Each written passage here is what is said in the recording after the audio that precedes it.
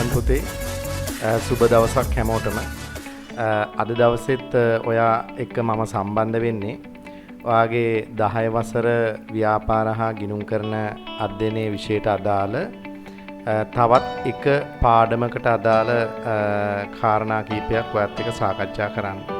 පහුගිය දවස් කීපය තුල පුතේ අපි පාඩම් ගණනාවක් ඔයාගේ විෂයට අදාළව සාකච්ඡා කළා. ඊට අදාළ වීඩියෝ ලෙසන් මම ඔයාගේ ගෲප් වලට දාලා තිබ්බා. ගොඩක් දරුවෝ ඒවා බලලා තිබ්බා. ගොඩක් හොඳ කමෙන්ට්ස් දීලා තිබ්බා. මම හිතන්නේ විශාල පිරිසක් ඒ පාඩමට සම්බන්ධ වුණා පාඩම් සියල්ලටම. ඔයාට මොනවා හරි ගැටලු තියෙනවා නම් පුතේ ඔයාට WhatsApp group එකට හෝ මගේ Telegram group එකට ඉදිරිපත් කරන්න පුළුවන්. මට ඒවට විසඳුම් දෙන්න පුළුවන්. ඉතින් මම අද දවසෙත් ඔයාගේ පාඩමක් මුල ඉඳලා නැත්නම් අලුත්ම පාඩමක් පටන් ගන්න උත්සාහ කරන්නේ. අද දවසේ මම හිතුවේ පුතේ ඔයාගේ විෂය නිර්දේශයට අදාළව දැනට අපි 8 වෙනි පාඩම නිමා කළා. සුළු මුදල් පොත කියන පාඩම අපි අවසන් කළා. 9 වෙනි පාඩම තමයි පටන් ගන්න උත්සාහ කරන්නේ. බැංකු ගිණුම සහ බැංකු සැසඳුම් විස්තරය කියන පාඩම. එතකොට මේ බැංකු ගිණුම සහ බැංකු සැසඳුම් විස්තරය කියන පාඩම අධ්‍යයනය කරද්දී මුලින්ම ඔයා මාත් එක්ක සාකච්ඡා කරන්න පුතේ මේ බැංකු ගිණුම කියන කොටස. බැංකු ගිණුම. ඔයා දන්නවා මේ බැංකු ගිණුම කියන්නේ මූලික සටහන් පොතක්. අපි මූලික සටහන් පොත් 6ක් ඉගෙන ගන්නවා. ඒ 6න් එක මූලික සටහන් පොතක් තමයි බැංකු ගිණුම යටතේ අපි ඉගෙන ගන්න. එතකොට මේ බැංකු ගිණුම කියන්නේ මොකද්ද? බැංකු ගිණුමක අපි ගනුදෙනු සටහන් කරන්නේ කොහොමද? ඒ සටහන් කරන ගනුදෙනු ලෙජර් ගිණුම් වලට පිටපත් කරන්නේ කොහොමද කියන එක තමයි අද දවසේ මම ඔයත් එක්ක සාකච්ඡා කරන්නේ. පුතේ ඔයා දන්නවා ගොඩක් ව්‍යාපාර ආයතන දැන් සාමාන්‍යයෙන් සුළු පරිමාණ ව්‍යාපාර ආයතන වල නම් මේක ගොඩක් දුරට වෙන්නේ නැහැ. නමුත් මහා පරිමාණයෙන් ගනුදෙනු සිද්ධ වන විධිමත් ව්‍යාපාර ආයතනයක ජංගම ගිණුම් කියලා જાතියක් පවත්වාගෙන යනවා. පුතාලා දන්නවද අපි ඉංග්‍රීසියෙන් කියන්නේ මේ කරන්ට් account කියලා જાතියක්. ජංගම ගිණුම්. සමහර මේවට කියනවා ඉල්ලුම් තැන්පතු කියලාත් කියනවා demand deposit කියන එක. ඒතර ජංගම ගිණුම් පවත්වාගෙන යන ව්‍යාපාර ආයතනයක ඒ ජංගම ගිණුම හරහා සිදුවන ගනුදෙනු සටහන් කිරීම සඳහා පවත්වාගෙන යනු ලබන මූලික සටහන් පොතක් තමයි බැංකු ගිණුම කියලා කියන්නේ. ඒතර ඕනම ව්‍යාපාරයක් මේ ජංගම ගිණුමක් පවත්වාගෙන යන වෙලාවක ඒ ජංගම ගිණුම හරහා සිදුවන විවිධ ගනුදෙනු අපි සටහන් කරන්නේ මේ බැංකු ගිණුම හරහා. පුතේ මොකද්ද මේ ජංගම ගිණුමකදී සිද්ධ වෙන්නේ? දැන් ඔයා දන්නවා සාමාන්‍යයෙන් ඉතිරි කිරීමේ ගිණුමක් ස්ථාවර තැන්පතුවක් ගත්තාම ඒ ඉතිරි කිරීමේ හෝ ස්ථාවර තැන්පතුවක තැන්පත් මුදල මත ගිණුම් හිමියාට පොලියක් හම්බෙනවා නේද? එතකොට අපිට එතනින් ඉපයීමක් නැත්තම් සුළු හෝ ආදායමක් උපයා ගන්න පුළුවන් ගිණුම් හිමියට ස්ථාවර තැන්පතු හෝ ඉතුරුන් තැන්පතු තුලින්. නමුත් ජංගම ගිණුම් හිමියෙකුට මේ ජංගම තැන්පතුව මත පොලි ආදායමක් ලැබෙන්නේ නැහැ. ඒ වෙනුවට බැංකුව අපිට විවිධ සේවාවන් සැපයීම වෙනුවෙන් ගිණුම් හිමියාගෙන් ගාස්තුවක් අය කරනවා. අපි ඒවට කියනවා බැංකු ගාස්තු කියලා. ඒ නිසා මේ ජංගම ගිණුම් කියන එක අර ස්ථාවර තැන්පතු හා ඉතිරි කිරීමේ තැන්පතුත් එක්ක වෙනස්. දැන් සාමාන්‍ය ඉතුරුන් තැන්පතුවක් ආරම්භ කරන්න ඕනම කෙනෙකුට පුළුවන්. පොඩි ළමයෙකුට වුණත් පුළුවන්. ඔයාලා දන්නවා විවිධ නම් වලින් ඉතිරි කිරීමේ ගිණුම් ආරම්භ කළා. අපි ඉස්කෝලේ යන කාලේදී ඔයා දැන් ඉස්කෝලේ මේ ඉගෙන ගන්න කාලය තුල ඔයාට පොඩි ගිණුමක් ඇති කොහේ හරි රන් කැකුළු ගිණුම් කියයි නේද? විවිධ නම් වලින් ඔයා ඉස්කෝලේ එක වසරේදී ඉඳලා නැත්නම් උපන්දා සිට ගිණුම් ආරම්භ කරන්න පුළුවන්. ඒ ඉතුරුන් ගිණුම් සමහරට ස්ථාවර තැන්පතුත් පටන් ගන්න පුළුවන්. ස්ථාවර තැන්පතු ගිණුමුත් දානවා ගොඩක් අය. හැබැයි පුතේ මේ ජංගම ගිණුම් එහෙම නැත්නම් මේ කරන්ට් account එහෙමත් නැත්නම් මේ ඉල්ලුම් තැන්පතු කියන ගිණුම් විශේෂය ඕනෑම කෙනෙකුට ආරම්භ කරන්න බෑ. ජංගම ගිණුමක් ආරම්භ කරන්න නම් ඒ ගිණුම තියෙන වාණිජ බැංකුවේ කළමනාකරුත් එක්ක සාකච්ඡා කරලා එයාගේ අනුමැතිය යටතේ තමයි ජංගම ගිණුමක් ආරම්භ කරන්න අවස්ථාව දෙන්නේ. ගොඩාක් දුරට ජංගම ගිණුමක් පටන් ගන්න දෙන්නේ ව්‍යාපාරික කටයුත්තක් කරගෙන යන උදවියට තමයි. ඒ නිසා ජංගම ගිණුමක් ඕනම කෙනෙකුට ආරම්භ කරන්න බෑ. තේරුණාද? ඒ වගේම තමයි අර ඉතුරුන් තැන්පතු සහ ස්ථාවර තැන්පතු මගින් ලබා දෙන සේවාවන්ට අමතරව ජංගම ගිණුම් හිමියෙකුට විවිධ වූ බැංකු සේවාවන් ගණනාවක් ලබා ගන්න පුළුවන්. දැන් මම මතක් කළොත් එහෙම දැන් ජංගම ගිණුමක් තියෙන කෙනෙකුට පුතේ චෙක්පත් ආශ්‍රයෙන් ගෙවීම් කරන්න පුළුවන්. ඔයා දැකලා ඇති අපි දැන් භාණ්ඩ මිලට ගත්තාම මුදල් ගෙවලා පියවනවා වගේ අපිට පුළුවන් ඒ වටිනාකමට සමානව චෙක්පතක් ලියලා දෙන්න. ඒ චෙක්පතක් හම්බෙන්නේ ජංගම ගිණුම් හිමියෙකුට. චෙක් පොතක් දෙනවා. ඒ චෙක් පොතේ චෙක්පත් ගණනාවක් තියෙනවා. ඒ හරහා අපිට අපේ ගිණුමේ තියෙන මුදල් යොදාගෙන චෙක්පත් භාවිතා කරලා විවිධ ගෙවීම් කරන්න පුළුවන්. විදුලි ගාස්තු ගෙවන්න, රක්ෂණ ගාස්තු ගෙවන්න, දුරකථන ගාස්තු ගෙවන්න, භාණ්ඩ මිලට ගන්න නේද? විවිධ වූ ගෙවීම් කරන්න අපිට චෙක්පත් නිකුත් කරන්න පුළුවන්. අනේ චෙක්පත් ආශ්‍රයෙන් ගනුදෙනු කිරීමේ පහසුව ජංගම ගිණුම් හිමියෙකුට බැංකුව විසින් ලබා දීලා තියෙනවා. ඊට අමතරව පුතේ ජංගම ගිණුම් හිමියන්ට විශේෂ වරප්‍රසාදයක් තමයි ජංගම ගිණුම් තියෙන බැංකුව විසින් ඒ ගිණුම් හිමියට ලබා දෙනවා ස්ථාවර නියෝග මත ගෙවීම් කිරීමේ අවස්ථා. ඒ කියන්නේ මොනවද ඒ කියන්නේ? Standing orders. ඒ කියන්නේ දැන් උදාහරණයක් ඔයා හිතන්න මම කාර්යබහුලයි කියලා. මට මගේ රක්ෂණ ගාස්තු ගෙවන්න යන්න වෙලාවක් නැහැ. දුරකථන ගාස්තු ගෙවන්න යන්න වෙලාවක් නැහැ. විදුලි බිල්පත් ගෙවා ගන්න වෙලාවක් නැහැ. නේද? එතකොට මේවා ස්ථීර වශයෙන් මම මාස්පතා හෝ නිශ්චිත කාලවකවානුවක් තුල ස්ථාවර වශයෙන්ම ගෙවී යුතු වියදම්. එතකොට මට ජංගම ගිණුමක් තියෙනවා නම් මට පුළුවන් පුතේ මම මේ කළ යුතු ස්ථාවර ගෙවීම්. ඒ කියන්නේ කාලයකට වතාවක් මම මේ කරන ගෙවීම් ඒ අදාළ කාලය තුල ඒ පාර්ශවයන් වෙත ගෙවන්න කියලා මගේ ජංගම ගිණුම තියෙන වාණිජ බැංකුවට නියෝගයක් ලබා දෙන්න පුළුවන්. ලිඛිත නියෝගයක්. ඒවට තමයි කියන්නේ ස්ථාවර නියෝග කියලා. Standing orders. ඒ ස්ථාවර නියෝගයක් ලබා දුන්නට පස්සේ මගේ ගිණුම තියෙන වාණිජ බැංකුව මම වෙනුවෙන් ගිණුමේ තියෙන මුදල් භාවිතා කරලා ඒ අදාළ පාර්ශවයන්ට අදාළ මුදල් ගෙවීම කරනවා. ඒ වගේ සේවාවක් ස්ථාවර නියෝග මත ගෙවීම් කරගන්න පුළුවන්. ඒ වගේම ඔකේ අනිත් පැත්ත. දැන් මට බාහිර පාර්ශවයන්ගෙන් විවිධ ආදායම් ලැබෙන මූලාශ්‍ර තියෙනවා වෙන්න පුළුවන්. දැන් උදාහරණයක් මම විවිධ සමාගම් වල කොටස් මිලට අරන් තිනවා. ඒ සමාගම් වලින් මට කාලයකට වතාවක් ලාභාංශ ආදායම් ලැබෙනවා. ඒ වගේම මම භාණ්ඩ ණයට විකිණීම තුලින් ණය ගැතියු කියන වත්කම බිහිවිලා තිනවා. මට මේ ණය ගැතියන්ගෙන් මුදල් එකතු කරගන්න වෙලාවක් නැහැ. අර ලාභාංශ ඒක රාශී කරන්න මට වෙලාවක් නැහැ. අන්න ඒවා මට පුළුවන් මගේ වාණිජ බැංකුවට බාර දෙන්න මම වෙනුවෙන් ආදායම් රැස් කරන්න. ණය ගැතියන්ගේ මුදල් එකතු කරගන්න.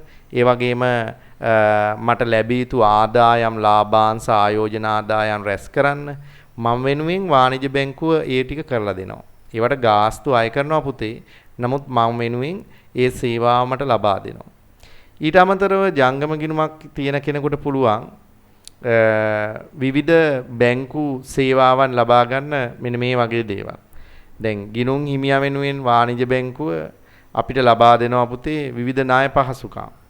ඒ ණය ලබා ගන්නකොට ජංගම ගිණුමක් තියෙන කෙනෙකුට නම් ඒ ගිණුමේ තියෙන සල්ලි ඇපේට තියලා ණය මුදල් ලබා ගැනීමේ අවස්ථාවක් හිමි කරගන්න පුළුවන්. මේ වගේ විවිධාකාර වූ පහසුකම් ජංගම ගිණුම් හිමියට ඒ වාණිජ බැංකුව විසින් ලබා දෙනවා. හැබැයි මේ හැම සේවාවක් වෙනුවෙන්ම ජංගම ගිණුම් හිමියා විසින් ඒ වාණිජ බැංකුවට ගෙවීමක් කරන්න වෙනවා. බැංකු ගාස්තු, චෙක් පොත් ගාස්තු යන ආදී වශයෙන් එයාලා අපිට ගාස්තුවක් අය කරනවා. ඉතින් ඒක තමයි වාණිජ බැංකුවක මේ ජංගම ගිණුමක් පවත්වා ගැනීමේදී සිද්ධ වෙන්නේ. හැබැයි වර්තමානයේ ගොඩාක් ව්‍යාපාර ආයතන මේ ජංගම ගිණුම් හරහා ගනුදෙනු කරනවා පුතේ. මොකද ව්‍යාපාර කටයුතු වලදී මේ ගෙවීම් පියවීමේ මාධ්‍යයක් විදිහට අපිට මේ ජංගම ගිණුමේ තියෙන මුදල් භාවිතා කිරීම ගොඩක් පහසුයි චෙක්පත් හරහා ගනුදෙනු කරන්න පුළුවන් නිසා. ඒ නිසා ගොඩාක් බහුතරයක් මේ වෙළඳ ගනුදෙනු වලදී ජංගම ගිණුම් හරහා මේ ගනුදෙනු කිරීමේ ප්‍රවණතාවයක් තියෙනවා. හරි අද දවසේ අපි මුලින්ම කතා කරන්න පුතේ මේ ජංගම ගිණුමේ හරහා සිදුවන මූලික ගනුදෙනු සටහන් කරන්නේ කොහොමද කියන එකයි ඊට අදාළ දිත්ත සටහන් කොහොමද ලියන්නේ කියන එකයි. දැන් ඔයා මතක තියාගන්න අර මුදල් පොත වගේම බැංකු ගිණුම කියන්නේ එක පැත්තකින් ගිණුමක් අනිත් පැත්තෙන් මූලික සටහන් පොතක්. ඉතින් මේකෙත් අර ගිණුමක ආකෘතිය වගේම දිනය විස්තරය සංගලපිටු වටිනාකම බැර පැත්තේ දිනය විස්තරය සංගලපිටු වටිනාකම හර පැත්තේ තව තීරුවක් තියෙනවා ලදුපත් අංකයේ බැර පැත්තේ වවුචර් අංකය කියලා තීරුවක් එනවා. ඒකට අර මුදල් පොතේ ආකෘතියම තමයි බැංකු ගිණුමේ තියෙන්නේ. හැබැයි මුදල් පොතේ සටහන් කරන්නේ මුදලින් සිදුවන ලැබීම් හා ගෙවීම්. මේ බැංකු ගිණුමේ සටහන් කරන්නේ ජංගම ගිණුම හරහා සිදුවන විවිධ ගනුදෙනු. හරි අපි මුලින්ම ඉගෙන ගමු මේ ජංගම ගිණුමක් කරහා සිදුවන ප්‍රධාන ගනුදෙනුවක් තමයි මුලින්ම මේ අපේ අතේ තියෙන මුදල් ජංගම ගිණුමක තැම්පත් කරපුවාම ඊට අදාළ දිත්ත සටහන කොහොමද අපි දාන්නේ? දැන් ඔයා හිතන්නකෝ ජංගම නැත්තම් රුපියල් ලක්ෂයක් වියදම් කර රුපියල් ලක්ෂයක් යොදා ජංගම ගිණුමක් ආරම්භ කළා කියලා. රුපියල් ලක්ෂයක් යොදා ජංගම ගිණුමක් ආරම්භ කළා. දැන් මේකට අදාළ දිත්ත සටහන කොහොමද අපි ලියන්නේ? දැන් ඔයා හිතන්න රුපියල් ලක්ෂයක මුදලක් පුතේ අපි ව්‍යාපාරේ සල්ලි වලින් තමයි එළියට යන්නේ. ඒතර ව්‍යාපාරේ මුදල් අඩු වෙනවා රුපියල් ලක්ෂයක්. හැබැයි අපිට අලුතෙන් වත්කමක් බිහි වෙනවා ජංගම තැන්පතු කියන වත්කම. ඒතර වත්කම් වැඩිවීම හර කියන මූලධර්මයේ යටතේ අපි හර කරනවා කාටද? බැංකු ගිණුමට හර කරන්න පුළුවන්. බැංකු ගිණුම කියන්නේ වත්කම් ගිණුමක්. ඒ බැංකු ගිණුමට අපි හර කරනවා රුපියල් ලක්ෂයක් මේ බැංකු ශේෂයේ වැඩිවීම වත්කම් වැඩිවීම කියන මූලධර්මයේ යටතේ. ඊළඟට මුදල් පොතෙන් අයින් වෙනවා. මොකද මුදල් එළියට යනවා. එතකොට මුදල් කියන්නේ වත්කමක්. එතකොට මුදල් අඩුවීම කියන්නේ වත්කම් අඩුවීම කියන මූලධර්මයේ යටතේ අපිට පුළුවන් මුදල් පොතට බැර කිරීමක් කරන්න. එහෙනම් මුදල් පොත අපි මෙතනදී බැර කරනවා රුපියල් ලක්ෂයක්. දැන් ඔන්න පළවෙනි දිත්ත සටහන තමයි මම ඔය කියලා දුන්නේ. මොකද්ද? ජංගම ගිණුමක් ආරම්භ කරද්දී කොහොමද අපි ඒකට අදාළ දිත්ත සටහන දාන්නේ? ඒතර මුදල් පොතෙන් අඩුවීමක් වෙනවා මුදල් එළියට යන නිසා. ඒ හින්දා මුදල් කියන වත්කම අඩු වෙනවා. වත්කම් අඩුවීම බැර. ඒ නිසා මුදල් පොතට අපි බැර කරනවා. ජංගම තැන්පතු කියන්නේ වත්කමක්. එතකොට ජංගම තැන්පතු වැඩි වෙනවා. ඒ නිසා බැංකු කියන ගිණුමට අපි හර කරනවා. එතකොට ජංගම ගිණුමක් ආරම්භ කරද්දී බැංකු ගිණුම හර කරලා මුදල් පොතට බැර කිරීමක් කරනවා. ඒක තමයි පුතේ ජංගම ගිණුමක් ආරම්භ කිරීමට අදාළ දිත්ත සටහන වෙන්නේ. හරිනේ? right. ඊළඟට අපි බලමු ඔන්න දැන් ජංගම ගිණුමක් ආරම්භ කළානේ. ඊට පස්සේ අපි බලමු මේ ජංගම ගිණුමට චෙක්පත් ලැබීම නැත්නම් මුදල් ලැබීම අපි සටහන් කරන්නේ කොහොමද කියලා. දැන් මුදල් ලැබීම නම් අපි සටහන් කරන හැටි කියලා දුන්නා. දැන් මුදල් පොත බැර කරලා අපි ජංගම ගිණුම නැත්නම් බැංකු ගිණුමට හර කළා. හිතන්නකෝ ව්‍යාපාරයේ ණය ගැතියේ 1.10 දින රුපියල් ලක්ෂයක ණය පියවීම සඳහා චෙක්පතක් ලබා දුන්නා. චෙක්පතක් ලැබීම. ඒ කියන්නේ ණය ගැතියෙක්ගෙන් චෙක්පතක් හම්බ වෙනවා රුපියල් ලක්ෂයක. දැන් මේකට අදාළ දිත්ත සටහන අපි කොහොමද ලියන්නේ? පුතේ අන්න එතන ඔයාට පොඩි පැටලිලි සහගත තැනක් තියෙනවා. මේ චෙක්පත 1.10 වෙනිදා හම්බෙච්ච ගමන් ඒ වෙලාවෙම අපි ජංගම ගිණුමේ තැන්පත් කරන්නේ නැහැ. අපිට 1.10 චෙක් එක ලැබුණු ගමන්ම අපි කරන්නේ ඉස්සල්ලාම ලාච්චුවට දාගන්නවා නේද? ඔයා හිතන ලාච්චුව කියන්නේ මුදල් පොත කියලා. එහෙම හිතපුවාම මේක ලේසියි තේරුම් ගන්න.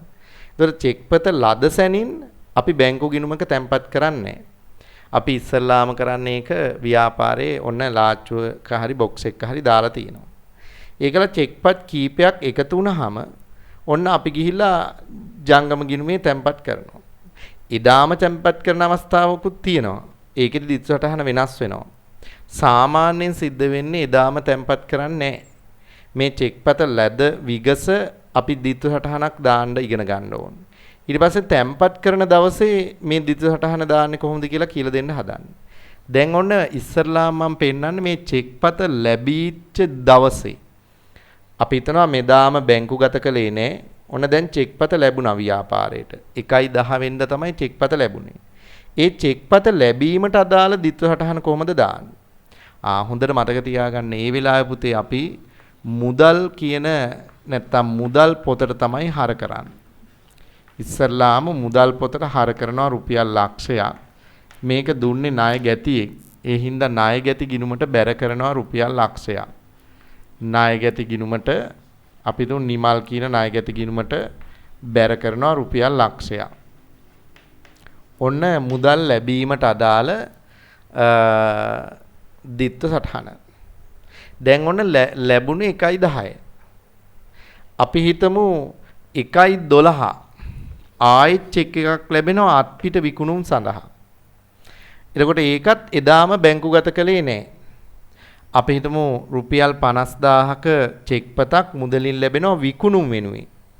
එතකොට චෙක්පතක් ලැබුණාම පුතේ දැන් මුදල් ලැබුණොත් නම් අපි මුදල් පොත හර කරලා විකුණුම් ගිණුමනේ බැර කරන්නේ. එතකොට මේක තාම බැංකුගත කළේ නැති නිසා මුදල් ලැබුණා හා සමානයි කියලා හිතලා අපි මොකද කරන්නේ මෙතනදී මුදල් පොත හර කරනවා. මුදල් පොතට හර කරනවා රුපියල් 50000ක්. අර විකුණුම් ගිණුමටම බැර කරනවා රුපියල් 50000ක්. විකුණුම් බැර.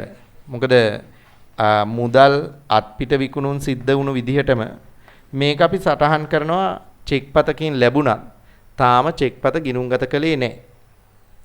ඔන්න දැන් අපිට කියනවා 1/15 වෙනිදා අර ණයගැතියන්ගෙන් ලැබිච්ච රුපියල් ලක්ෂයේ චෙක්පතයි අත්පිට විකුණුම් සඳහා ලැබිච්ච රුපියල් 50000 චෙක්පතයි දෙකම බැංකුගත කළා කියලා. ඔන්න දැන් තමයි බැංකුවේ තැන්පත් කරන්නේ.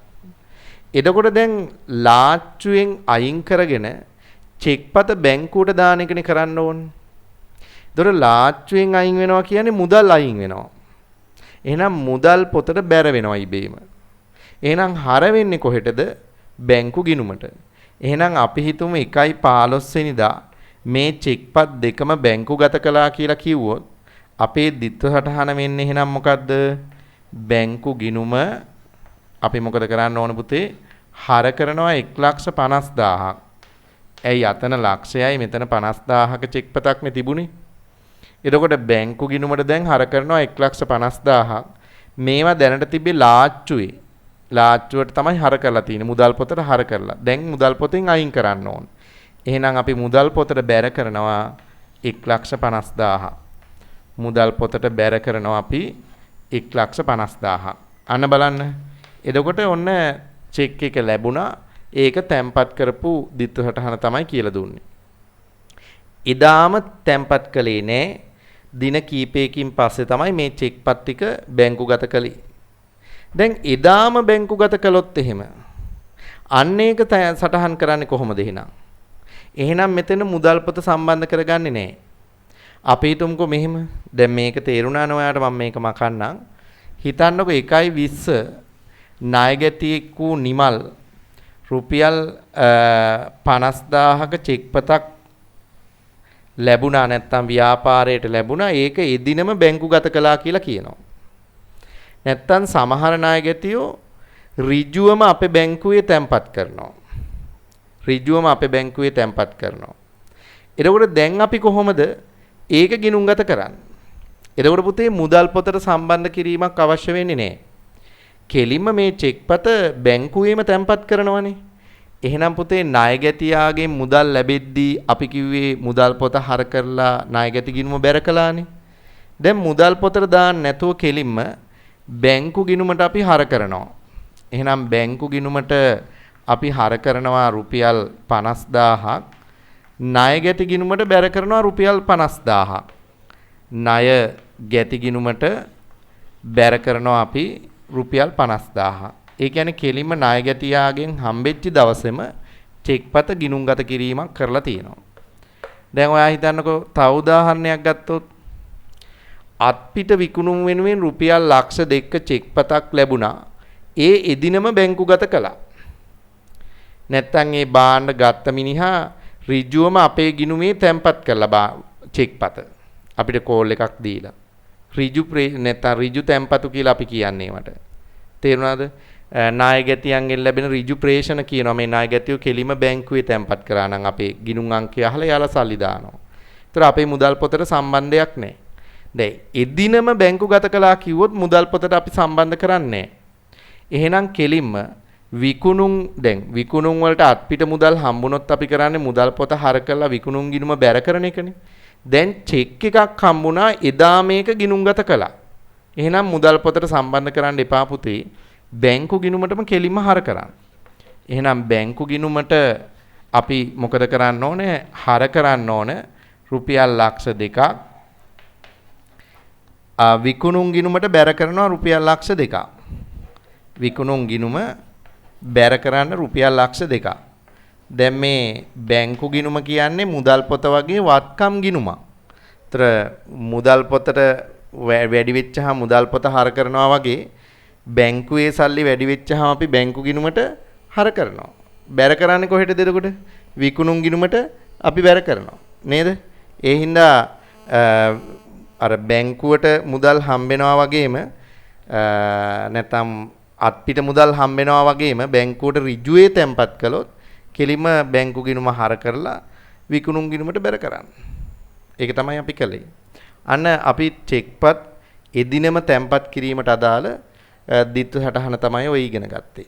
හරි. දැන් ඊළඟට අපි බලමු පුතේ චෙක්පතකින් ගෙවීමක් කරන වෙලාවක අපි කොහොමද ගිණුම්ගත කරන්නේ? දැන් ඒක නම් හරි ලේසි. දැන් අපි වියදම් සහ වගකීම් පියවන්න මුදලින් ගෙවීම කරන වෙලාවේ අපි මොකද කළේ? දැන් හිතන්නකෝ වියදමක් මුදලින් ගෙවන අවස්ථාවක දිත්ත සටහන මොකද උනේ? දැන් රුපියල් 5000ක රක්ෂණ ගාස්තුවක් මුදලින් ගෙවීම. මොකද්ද දිත්ත සටහන කියලා අපි ඉගෙන ගත්තේ? එතෙන්දී අපි දිත්ත සටහන කියලා ඉගෙන ගත්තේ රක්ෂණ ගාස්තු ගිණුම හර කරලා මුදල් පොත බැර කරා. රක්ෂණ ගාස්තු කියන්නේ වියදම් ගිණුමක්.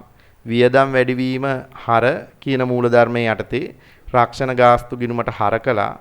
මුදල් අඩු වෙන හින්දා වත්කම් අඩුවීම බැර කියන මූලධර්මයේ යටතේ මුදල් පොතට අපි බැර කරා.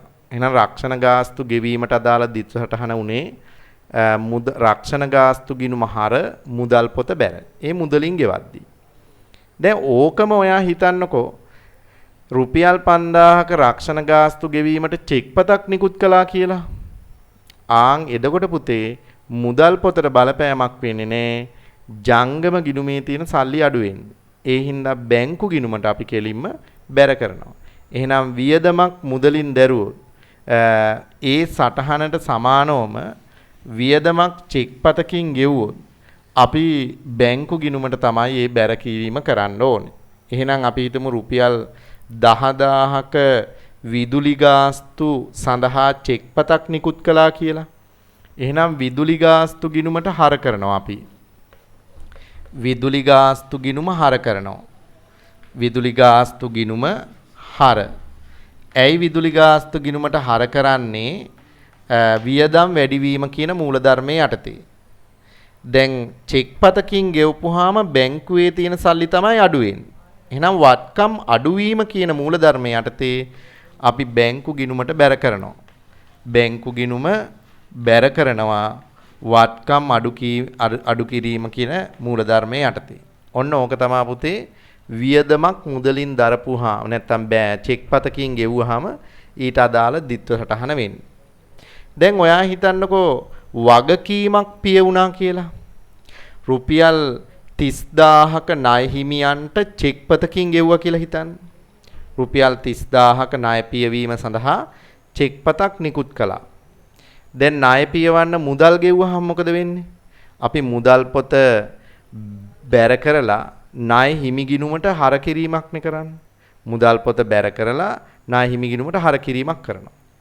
ඒ විදිහටම චෙක්පතකින් ගෙවුවාම එහෙනම් බැංකු ගිණුමට බැර කරලා අදාළ ණය හිමි ගිණුමට අපි හර කරන්න ඕන. එහෙනම් අපි කොහොමද මේක සටහන් කරන්නේ? හිතන්න රුපියල් 30000ක් ණය හිමියන්ට චෙක් පතකින් ගෙවීමට චෙක් පතක් නිකුත් කළා කියලා. එහෙනම් අපි කොහොමද සටහන් කරන්න ඕන? එහෙනම් අපි ණය හිමිගිනුම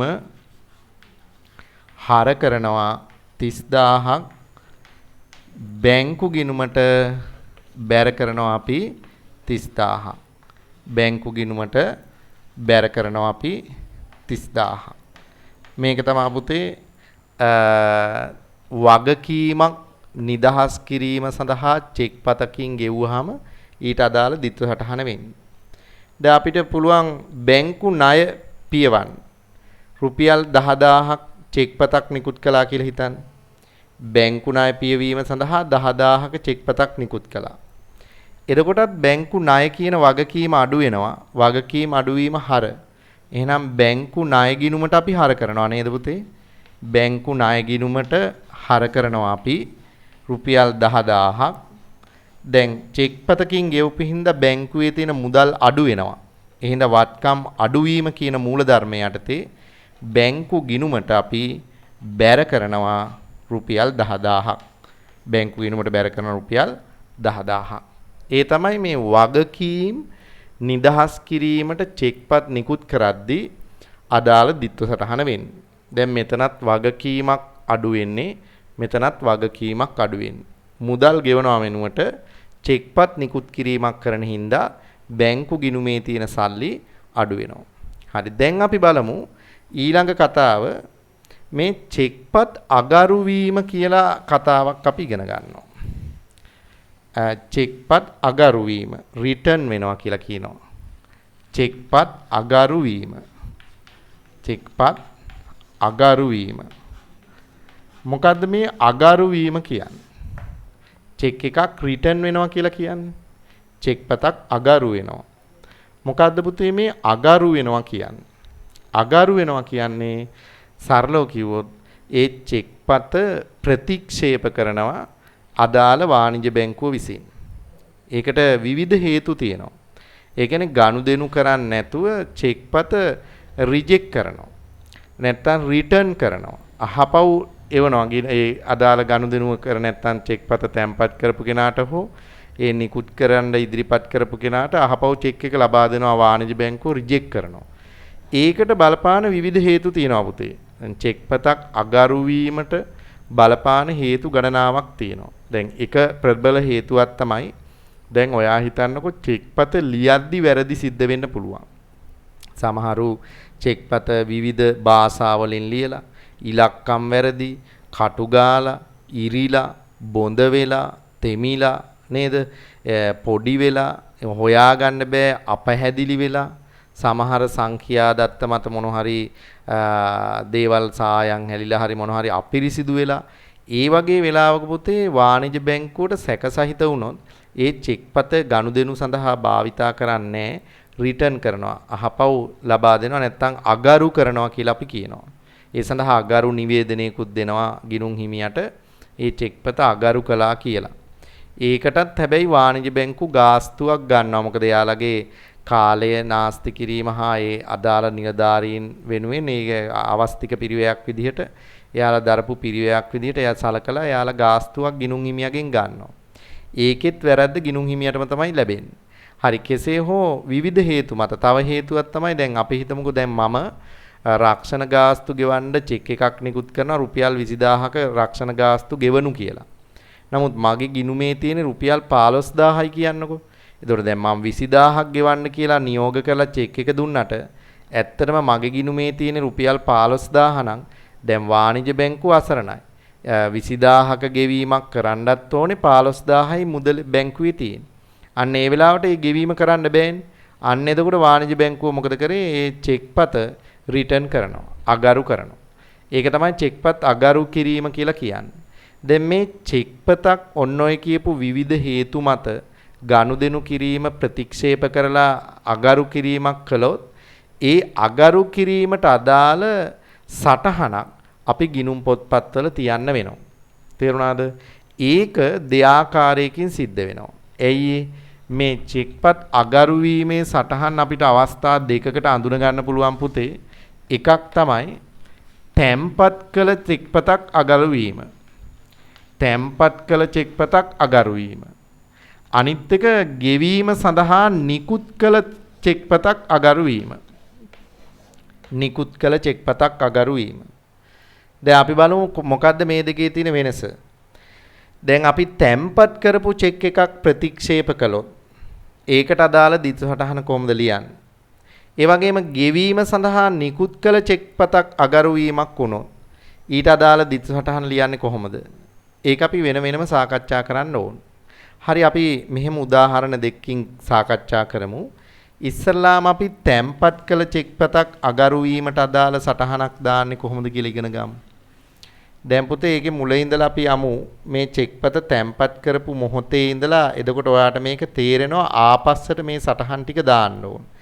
දැන් ඔන්න අපි හිතමු ණය ගැතියෙක් වෙච්ච නිමල් ජනවාරි 10 වෙනිදා නිමල් රුපියල් 20000ක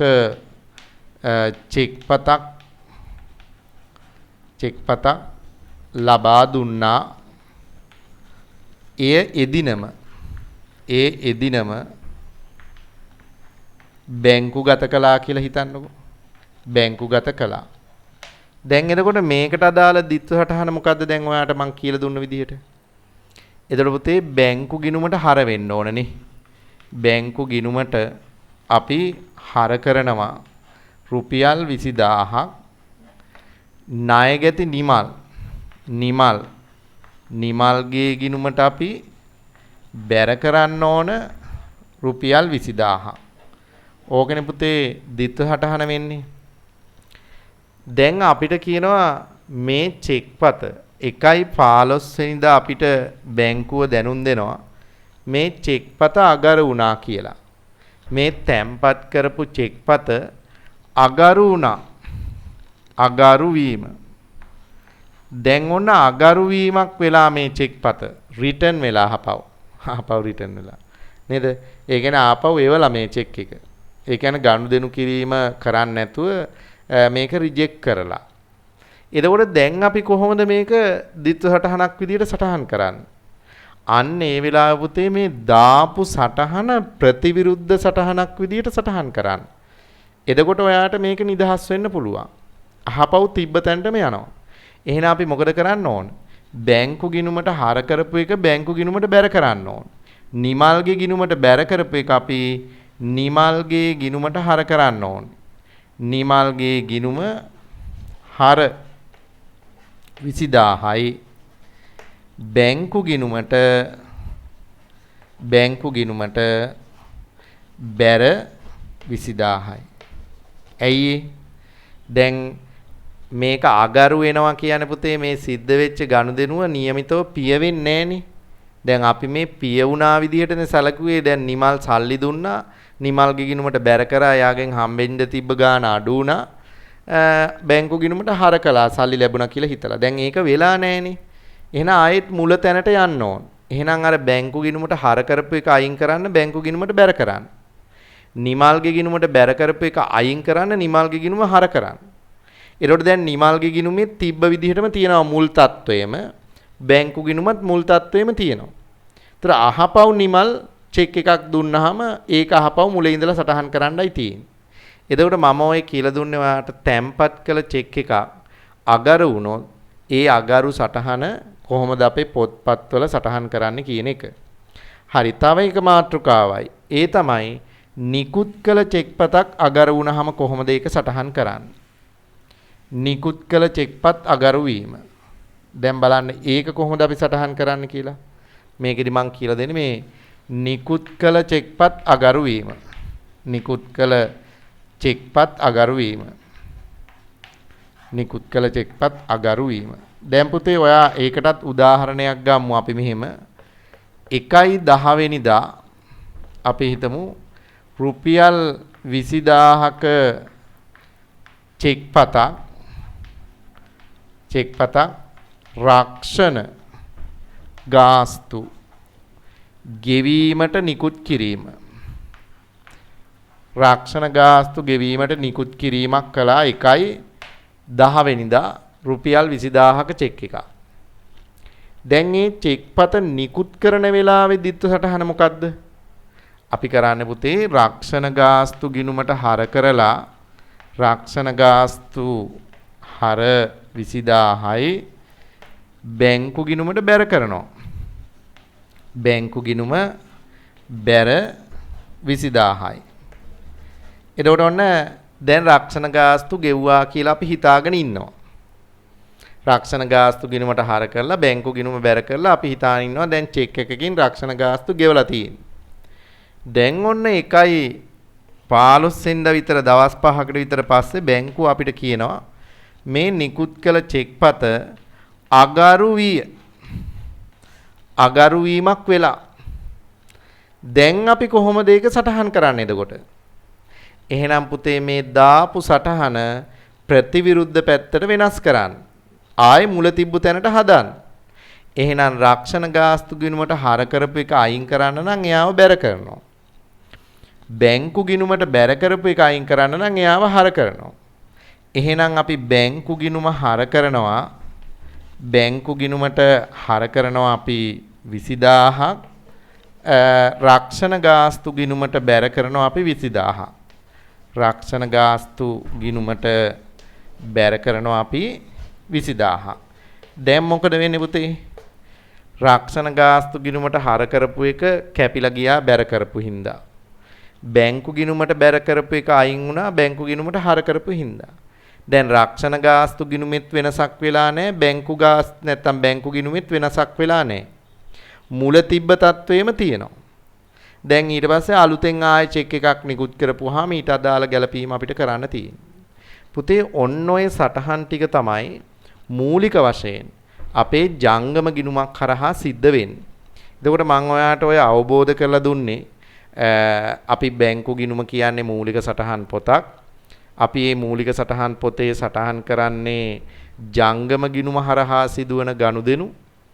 ඒ ජංගම ගිණුම හරහා සිදුවන ගනුදෙනු වල ස්වභාවයන් කීපයක් අපි කතා කළා. මුදල් තැන්පත් කරද්දී, චෙක්පත් තැන්පත් කරද්දී, ඒක එදිනම තැන්පත් කිරීම හා පහුවෙලා දවසක තැන්පත් කරද්දී දිත්ව සටහන, ඊළඟට චෙක්පත් මගින් ගෙවීමක් කරද්දී දිත්ව සටහන, ඊළඟට චෙක්පත් අගරු වීම ඒක කොටස් දෙකකට කඩලා ඉගෙන ගත්තා. තැම්පත් කළ චෙක්පතක් අගර වුණාම සටහන් කිරීම, නිකුත් කළ චෙක්පතක් අගර වුණාම සටහන් කිරීම, ඒ ආදී වශයෙන් අපි මේ දක්වා මේ ජංගම ගිණුම හරහා සිදුවන ගනුදෙනු වල ස්වභාවයන් කීපයක් තමයි සාකච්ඡා කළේ. ඔතනින් අද දවසේ මම බලාපොරොත්තු වෙන කාරණා ටික ඔයත් එක්ක කතා කරලා අවසන් වෙනවා. ඊළඟ දවසේ අපි උත්සාහ කරනවා පුතේ මේ ජංගම ගිණුම යොදාගෙන බැංකු සැසඳුම් ප්‍රකාශන, බැංකු සැසඳුම් විස්තරය කියන කොටස සකස් කරන්නේ කොහොමද කියන එක අධ්‍යයනය කරන්න. එතෙක් ඔයාට පුළුවන් ඔයාගේ පෙළපොත අරගෙන මේ පාඩමේ මාතෘකාවේ ඉඳලා අපි කතා කරපු කොටස් ටික අහපව් බලන්න. ඒ වගේම මේ වීඩියෝ එක කීප වතාවක් ආය අහන්න, අහලා නෝට් එක ලියාගන්න. එන අපි ඊළඟ දවසේ නැවත හමු වෙන බලාපොරොත්තුෙන් අදට ඔබෙන් සමු ගන්නවා. ආයිබෝවන් ළමයි.